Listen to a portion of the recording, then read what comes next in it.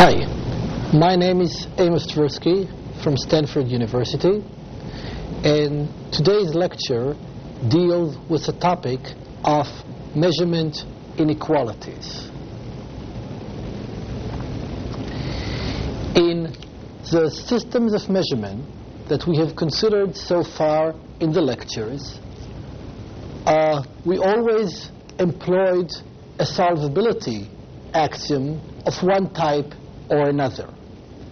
In the context of extensive measurement, we have assumed that if A is larger than B, say if A is heavier or longer than B, then our object set is rich enough to include an object C such that A matches the combined effect of B and C. In the context of conjoint measurement, we have assumed that our two factors, A and P, are so arranged that we can solve equations of the form A2 P0 matches A1 P1. In general, solvability axioms are essential to the construction of the scales that we have developed so far. However, in an important sense, they are of course not necessary, because in the measurement of mass, for example, it is quite possible to obtain an additive scale of mass even if we cannot find a C that matches such that its combination with B will match the effect of A. Similarly, in conjoint measurement, we may find additive representations for various structures, even when one of the factors or more are discrete, so such equations could not be solved. It's important to realize that in some sense, solvability axioms in their various forms are innocuous. They only require that certain constructions could be carried out. They don't impose constraints on the nature of the solutions. Nevertheless, imposing a solvability axiom introduce several problems of both practical and theoretical nature, and the purpose of today's lecture is to investigate what happens when the solvability condition is eliminated and to obtain necessary and sufficient condition for measurement structures without this condition. In a way of introduction, let us examine the role of solvability in conjoint measurement. Consider, for example, a two-factor structure described here with factors A and P, and one possible interpretation will be to think of that as a space of commodity bundles where A correspond to one commodity, say leisure time, and P correspond to another commodity, say money. The normal constructive procedure for scaling such a structure is based on taking a starting point, A0, P0, as our origin, finding a level P1 on the first factor so that the combination A0 P1 matches the effect of A1 P0, and then constructing further points along the space by solving equations. When we proceed in that way, we realize, for example, the point A2 P0, which correspond to this point in the space, has to be equal to match A1 P1, but also A0 P2, and the axioms of conjoint measurement guarantees, in fact, that the two different ways of reaching the same point would yield the same result. This can be described as a constructive design, in which we select levels with heavy use of solvability axiom in order to match or solve the equation. Many designs in the social sciences, however, are not constructive in character. In fact, constructive designs can be found very rarely outside psychophysics and decision theory, where we deal usually with graded and often continuous attributes, so that such constructions can easily be carried through. Most experiments in the social sciences have a factorial structure of the type described here. One usually starts with a product set, say A cross B, with several finite number of levels on each factor, and then obtains some measure of the effect of each of these cells. And the question is, under what condition can we find an additive representation for such a factorial structure? Note that in such a structure, typically we do not have whether in principle the structure is solvable or not is beside the point, because the data we obtain does not permit us to carry out the construction described here. So we are stuck, so to speak, with a particular data matrix and would like to know whether such a data matrix can be described in an additive form. Today's lecture will focus and present a solution to that problem. Before we address the general problem, however, it is important to note a problem that arises and that will provide some motivation for the present development.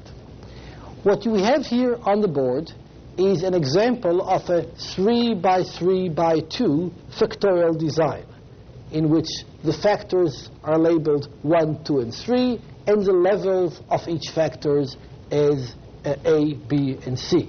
So we have two factors, 1 and 2 have 3 levels each, and the third factor, 3, has 2 levels. So what the numbers in the cell represent the rank ordering of the effects obtained in that factorial experiment. And I'd like to call your attention to the following interesting fact. Remember from earlier lecture on conjoint measurement, we have learned that if a structure of this type, three-dimensional structure, factor structure, satisfies the independence condition as well as the solvability and the Archimedean condition, it has an additive representation. It is easy to verify that the structure described here does in fact satisfy the independence condition. What it means, in effect, is that all slices of this structure, of this cube, if you wish, are ordered in the same way, and it's easy to verify that indeed they are. To take an example, we have here 1, 5, 7, 2, 6, 8. If we take a slice along the vertical side, we have 1, 2, 3, 4, 11, 12. If we take a slice here, we have 11, 13, 17, 12, 14, 18, and it's easy to check that this structure does satisfy the independence condition. Nevertheless, even if the testable property of independence is satisfied in the data, and even if solvability is satisfied in the data generating, in the population from which this result is viewed as a sample, we still may not have an additive representation for this particular structure. And the reason is that the cancellation condition is violated, as can easily be seen because by the following drawing.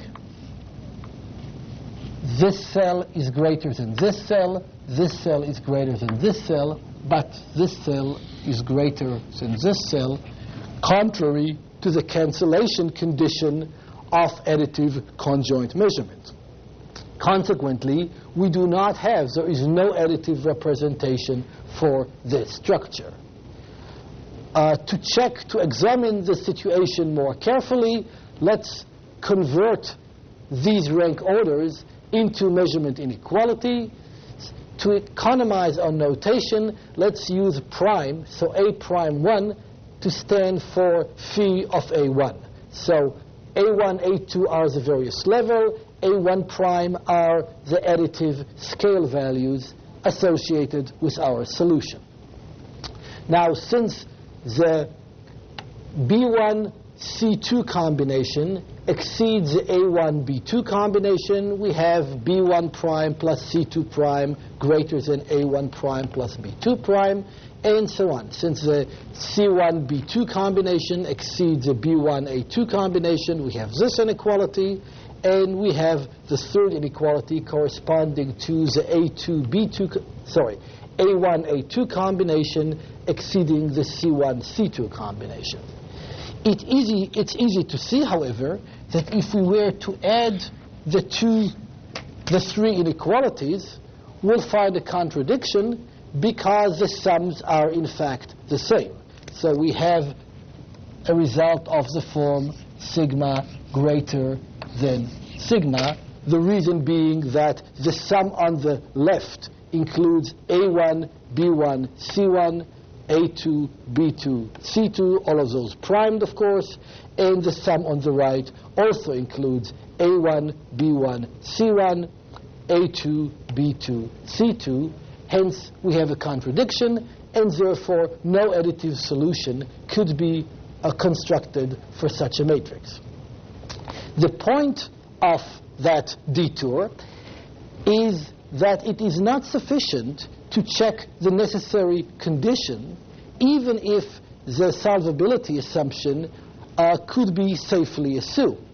The reason is that in the presence of solvability, the independence condition implies the cancellation condition, which is violated in this case. Hence, if we are willing to buy the solvability axiom, this data should be viewed as an evidence against independence, even though it is satisfied in this data. This example shows, I believe, the subtlety and the care that should be taken in testing axioms, and further motivate the development of a test of necessary and sufficient condition for a particular finite set of data. Okay, now we have observed the solvability condition described here has a character that two inequalities in the data implies a third one. We have noted earlier an even more simple condition, which we call an independence condition, which says in effect that if AP is greater than BP, then AQ should be greater than BQ. This is a case in which one inequality implies a second one. Here we have a case in which two inequalities imply a third one, and here on the left we have another example of a necessary condition for additivity in which three inequalities, 1, 2, 3, imply a fourth one described by a double arrow. And in general, as you might guess, the situation could get worse and worse. As the matrix gets larger and larger, we'll pick up more and more cancellation condition, and in fact we can describe this as a third order, fourth order cancellation condition. This would be a second order cancellation condition, and independence will correspond to a first order cancellation condition. And in general, as we look at larger and larger matrices, we'll pick up more and more higher order cancellation conditions that are not derivable from the lower order condition, so the picture gets more and more complicated. In fact, the reason Scott and Supis, in an important paper in 1958, have proved in effect, or have shown in effect, that it is not possible in general to give a finite list of cancellation conditions of this type that will hold for any finite n, the reason being that you can have a set of n inequalities in which every set of n minus 1 inequalities are solvable, but the addition of the last inequality would make the system insoluble. This was the state of the art for several years, and it seems like primarily a negative result.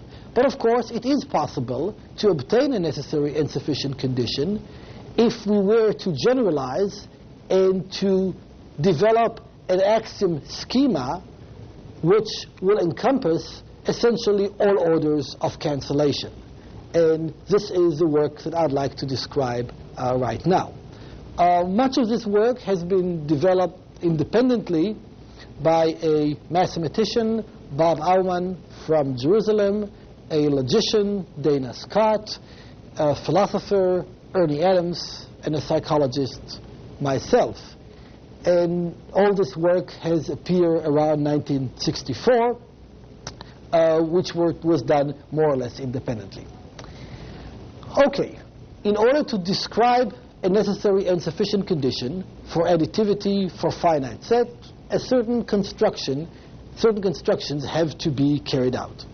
Let us start with, let A be a finite product set of the form A1 cross AN, where all the sets are finite and AI and AJ are disjoint. As is often the case, let us assume that we have a strict partial order on A. Let me stop here and note that in this lecture, I would assume that the order relation is always strict. Namely, we have no equalities, we have only strict inequalities. This is usually the realistic case with data, because rarely, if ever, do we obtain two conditions that produce exactly the same response. So in this case, we can assume that all the inequalities are strict. If we were to include inequalities, that wouldn't change the theory much, but will introduce few complications that I'll just as soon ignore for the purpose of this lecture. So we assume that this relation is a strict order. However, we do not assume that it's necessarily connected. So A and B, A may be greater than B, B may be greater than A, or A and B may be incomparable. Okay, let us suppose that each one of those AI, when I goes from 1 to n, has ki elements, and let k be the sum of all the ki from 1 to n. Next, let's form a new set, which we'll call capital Y, which is a union of all the AI. That is, this is essentially the union of all the levels in our design, and naturally it has k elements, which will denote y1, y2, up to yk. In the example that we have considered before of the 3 by 3 by 2 design, our capital set Y will include A1, B1, C1, A2, B2, C2, A3, and B3. So this set will include 3 plus 3 plus 2, 8 elements. So Y, in effect, is the union of all the condition of all the levels of our design, and Y1 through YK are its elements. Next, we define a one-to-one map from A is in fact our product set, to the reals to the k power. And the mapping is defined as follows. For any any element, any cell in our matrix, or any element in our product set, we'll define A bar to be a vector with k components, denoted A1 bar up to AK bar, where A bar L, where L goes from 1 to k, is defined to be 1 if YL is a component of A and 0 otherwise. So in a way, A bar could be viewed as a characteristic function of A. It simply tells us which levels are included in that particular element. Hence, each A bar where A is an element of A, is a vector over 0, 1. The components are either 0 or 1. It's with K, the K vector over 0, 1. Let A bar be the set of all those vectors, so it's a set of all A bar where A is an element of A, and A plus be the additive closure of A. What we mean by an additive closure is simply all vectors that could be obtained by adding vectors in A bar, where addition is defined normally component-wise. Put differently, A plus is a minimal abelian semigroup that includes A bar. Once we have constructed this set, A plus, we can define now a new relation which we'll call greater sub 1 on A plus, and the relation will be defined as follows. We'll use lowercase xy to denote element of A plus. Remember that the set A plus is a set of k vectors whose elements are now not 0, 1, but positive integers, since it is obtained by sums of vectors whose elements are 0 and 1. Now we're going to define x to be greater sub 1 than y if and only if the following conditions hold. First, x is expressible as a sum of element a1 bar up to am bar, where the a's, of course, are elements of our product set. Y is expressible as a sum of m other vectors, b1 bar up to bm bar, and for every j between 1 and m, a superscript j is greater than b superscript j. So the relation defined on A bar, on A plus, is essentially the extension of our original order relation defined on the elements of A. So we say that one sum of vectors is greater than another sum of vectors if the vectors could be paired such that a strict inequality holds in every case. The major result of our lecture today, that I will discuss in a minute, is that the requirement that this relation be irreflexive, that is, we cannot obtain x greater sub 1 to x, is both a necessary and sufficient condition for the solvability of the system of inequalities, and in the same way it's a necessary and sufficient condition for an additive representation for a product set, finite product set. And we'll turn to discuss this result in a minute.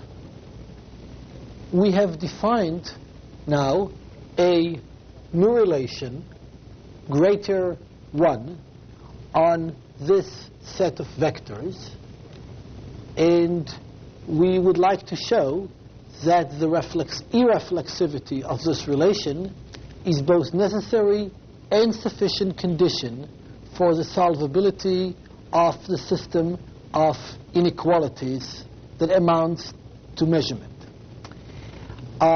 Let me first discuss an example to bring out some of this abstract construction to life.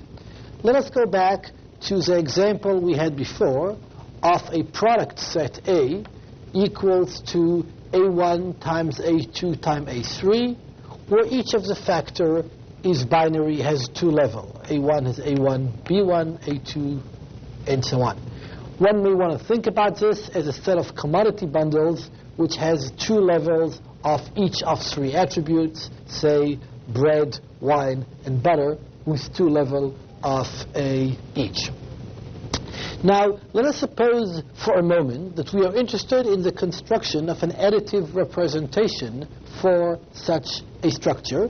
We have the usual ordering relation, which we have assumed to be strict, over this 2 by 2 by 2 set. Let us suppose now that we have a failure of independence. This is diagrammed here because we have A1, A2, A3 is greater than B1, B2, B1, A2, B3, but B1, B2, B3 is greater than A1, B2, A3.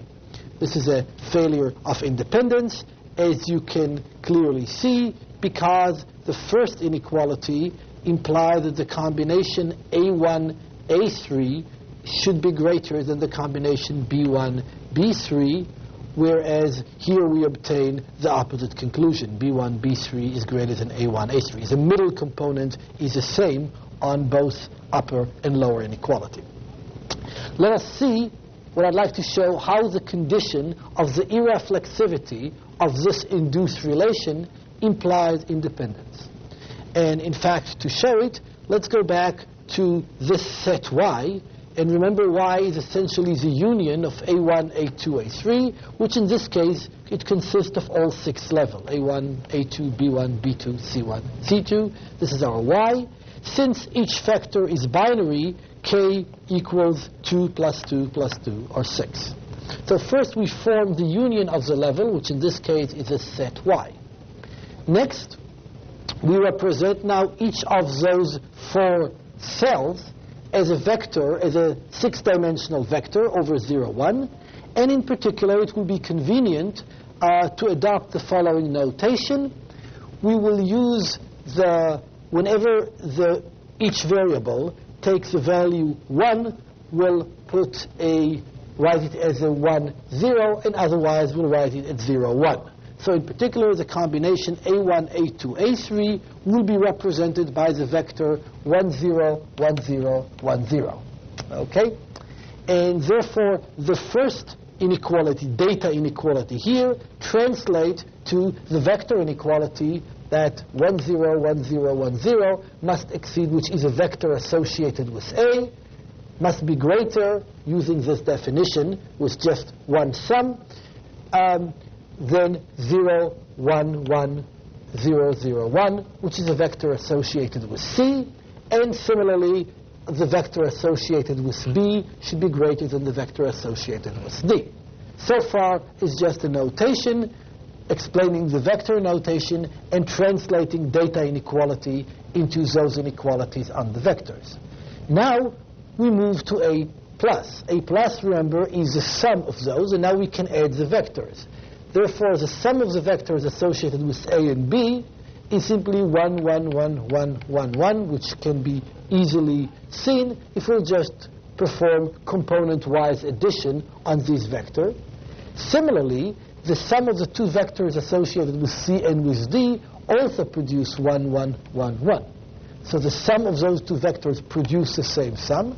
But since we have obtained this order, we obtain that vector is greater 1 than itself, which contradicts the reflexivity of greater sub 1. What we have shown, in effect, then, that whenever we have a violation of independence, it implies a violation of the irreflexivity of greater sub 1. And in fact, it's possible to show that the irreflexivity of greater sub 1 implies all cancellation of all orders. So this is a kind of summary of all the necessary conditions that we have discussed earlier in this lecture, and you are invited to try and check to show how you can derive many of the cancellation and independence conditions discussed earlier in our lecture from the irreflexivity of this relation. To show that the irreflexivity, there is a slight mistake, this should be irreflexive. To show that this relation must be irreflexive, let's assume that there exists an additive representation phi. If such a representation exists, then in particular, if X is a sum of some characteristic vectors, which could be decomposed as sum of some A's, but also as a sum of some B's, just as we have seen here, then it follows that phi, the sum of the solutions of those elements, must be equal to the sum of the solutions of the B's.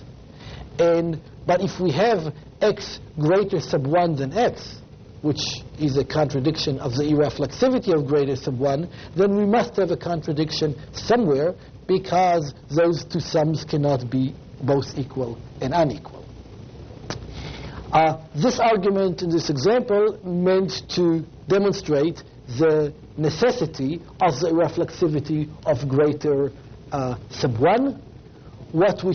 As it turned out, and the major result of the work on measurement inequality, is that this condition is not only necessary, as can be readily seen, but it's also sufficient for having an additive representation for a finite product set. This leads us to the following theorem. And the theorem says that greater sub 1 is irreflexive if and only if there exists a real valued function phi on y. Remember, y is a union of all the level. It's a set of all the unknown in our measurement system. And another function psi on a, such that the following two conditions are true. First, psi of a, and remember, a now is an element, is a cell in the matrix, if you wish, with component a1 through an, could be written as an additive combination as a sum of phi of ai. This is the usual expression of additivity. Secondly, this representation is order-preserving in the sense that if a is strictly greater than b, then psi of a is greater than psi of b. This was not formulated as an if and only if here, because we have assumed that this relation may be only partial, not all two elements are comparable, which is a slightly more general result than the result we have for the normal treatment of additive conjoint measurement. Now, the proof of sufficiency, which I will not give in full, but just try to describe the essential step in the major concept, is composed of several parts, and primarily it reduces this problem to a standard problem of solving conditions for the solution of systems of linear inequalities.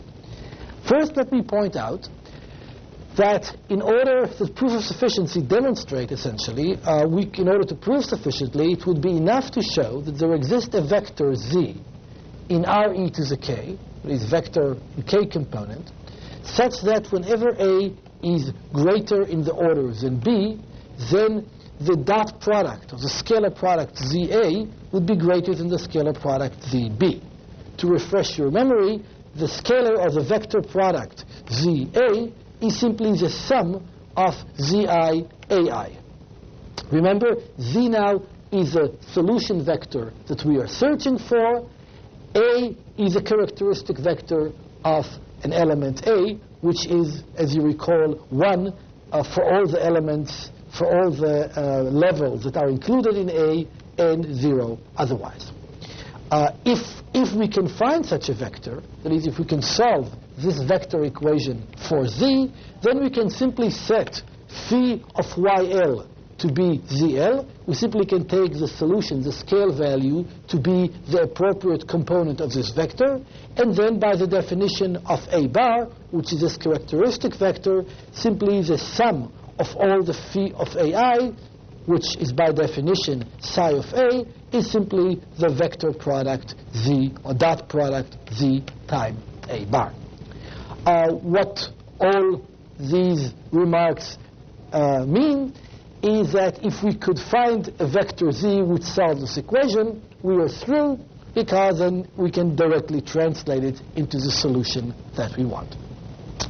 Which means now that our real problem is to characterize precisely the condition of solvability, or the condition for the existence of such a vector Z. In order to do this, to understand the problem, we should turn to the issue of solving systems of linear inequalities. Let me just very briefly illustrate how our measurement problem is directly reducible to the problem of solving systems of linear inequalities.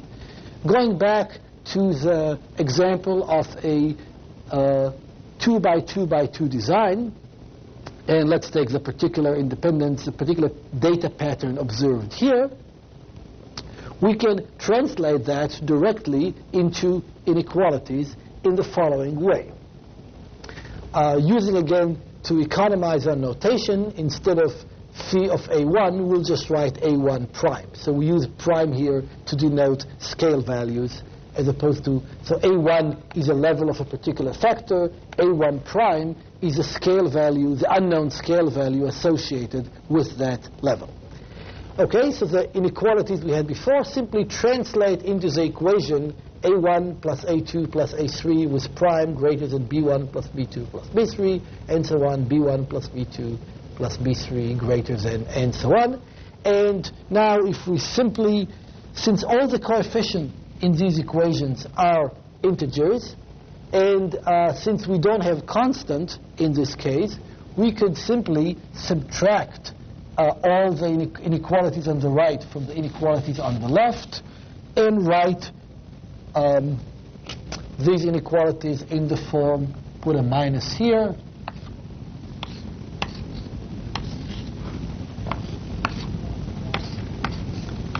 and write that in the usual familiar form of homogeneous inequalities.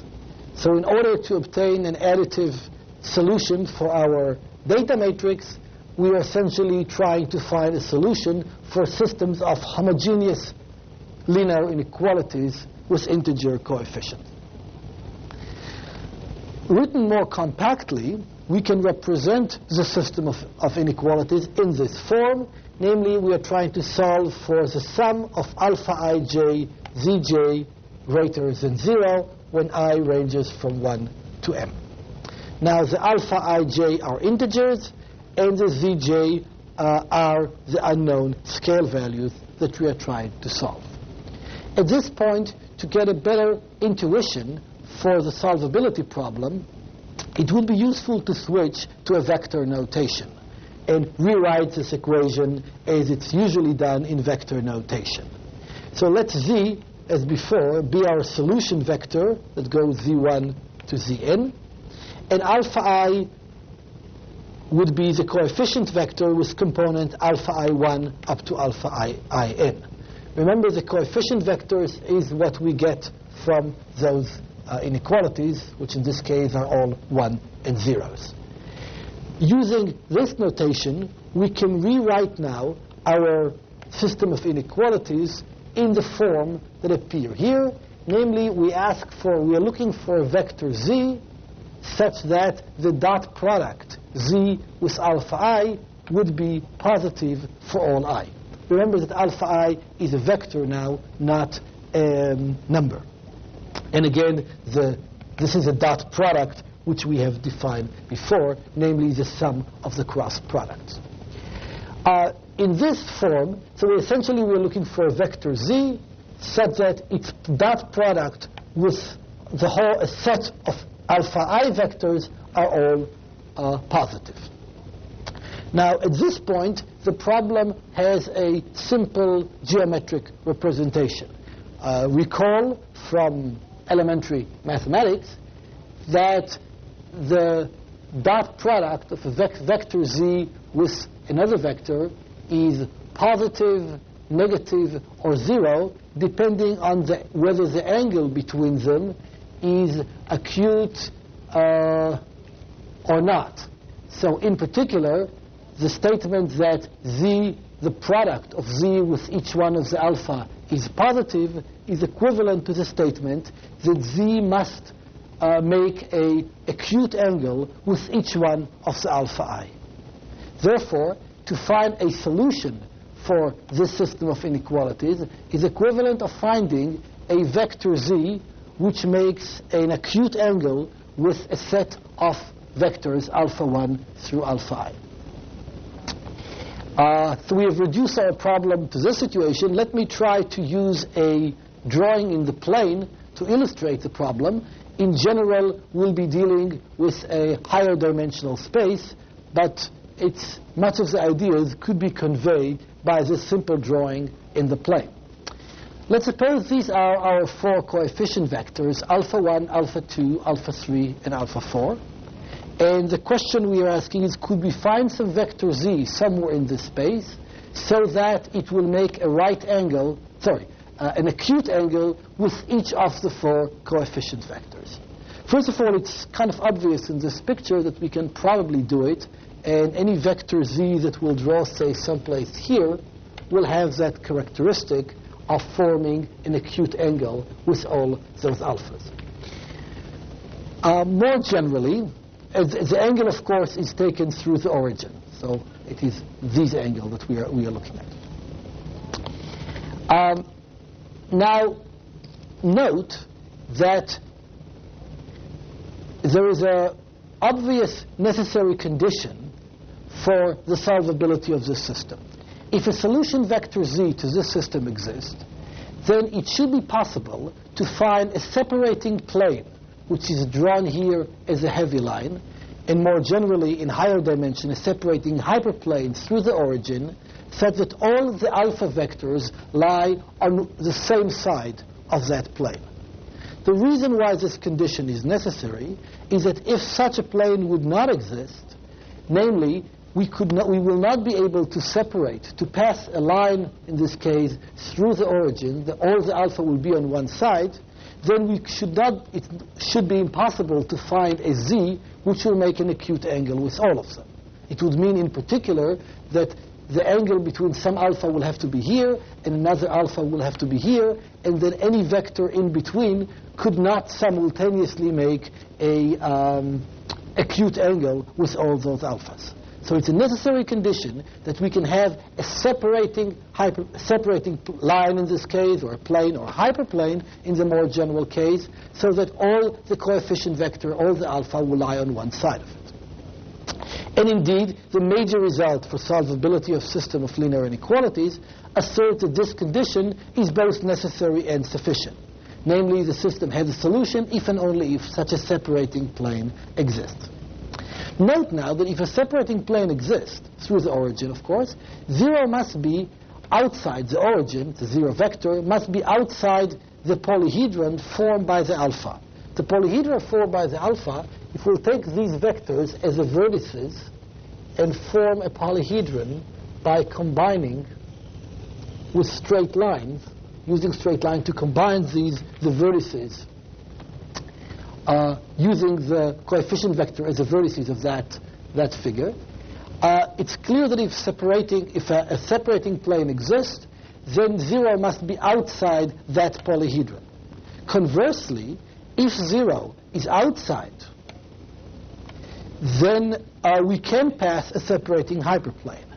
The reason for that being that if we were to choose, if 0 is outside that polyhedron, we could take the point on the polyhedron that is closest to 0. And that will be some point, say, here. And it's not difficult to see that this point could be a solution vector z. The reason being is that through this point, that since the solution space is convex, through this point we can pass a hyperplane so that the polyhedron would be completely on one side of it, and it would be parallel, and we can pass a parallel hyperplane through 0. Consequently, what that intuitive discussion meant to illustrate is that a necessary and sufficient condition for the solvability of the system is that 0 should be outside the polyhedron formed by the coefficient vector as vertices. Let me try to state it now more precisely as a formal theorem.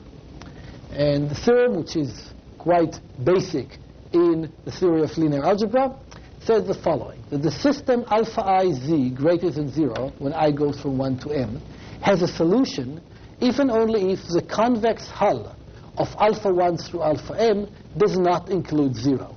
The notion of a convex hull, of course, is the set of all mixture convex combination of elements from of these vertices. And more precisely, that is, if and only if there are no numbers, non-negative numbers, lambda 1 through lambda m, all non-negative, so that they add up to 1, such that the sum of the lambda I alpha ij is 0. So a necessary and sufficient condition for solvability, again, is that the origin, 0, could not be expressed as a convex combination of the elements of the coefficient vectors, and it's not easy to show that this condition essentially is equivalent to the irreflexivity of our relation greater sub 1. This is essentially the major result, and I would like to conclude with some general remark about the implications of this result and its extension. First, let me mention that although we have obtained a mathematical solution to the problem, the solution in many ways is less satisfactory than the kind of axiomatization that we have obtained with other measurement systems, and the reason is that the condition of the irreflexivity of greater sub 1 is not exactly transparent, and it's not directly testable. It summarizes essentially the many testable conditions, all the testable conditions that are needed, but in itself is not very transparent. Nevertheless, it does provide us with some insight about the systems under study, and in many situations, the understanding of this condition could be very useful. Secondly, the uniqueness, as one might expect in this case, is quite different than the stronger uniqueness condition obtained with the presence of solvability axiom. The solution that we have here is not unique up to a positive linear transformation. On the other hand, it's not an ordinal scale either. Rather, the uniqueness property of the solution is given by essentially the uniqueness of the solution to the corresponding system of linear inequalities, and it is essentially obtained by characterizing exactly this polyhedra. So the solution space is what's sometimes called in the psychological literature an ordered metric scale, namely the set of all solutions to a system of linear inequalities, which amounts to a convex polyhedra of that kind, and which could be characterized in terms of the vertices. So any convex combination of the vertices is a solution. Finally, the present results could be extended in two directions. Let me briefly mention one. The first is that throughout this treatment, I've assumed that all our data inequalities are strict. Therefore, our system of inequalities involves only strict inequalities and no equations. The results readily extended, and in fact, the original form of the result includes treatment of systems that involve both equations and inequality, and the treatment is slightly more complicated, but in principle, the same result and the same logic applies. The second extension is that this result could readily be used to apply not just to additive conjugate measurement with any finite number of factors, but also to many other representations such as probability, difference measurement, and many other linear representations. Finally, the result could be extended much further to apply to polynomial measurement inequalities too, in which the inequalities are no longer linear, but they involve a multiplication as well. The results, of course, are somewhat more complicated. The condition is very similar. In this case, too, we form the union of all the levels, and the irreflexivity of the relation is still the necessary and sufficient condition, except that this time it has to be done in terms of the extension of the relation, so the result is still more complicated and less applicable to direct tests.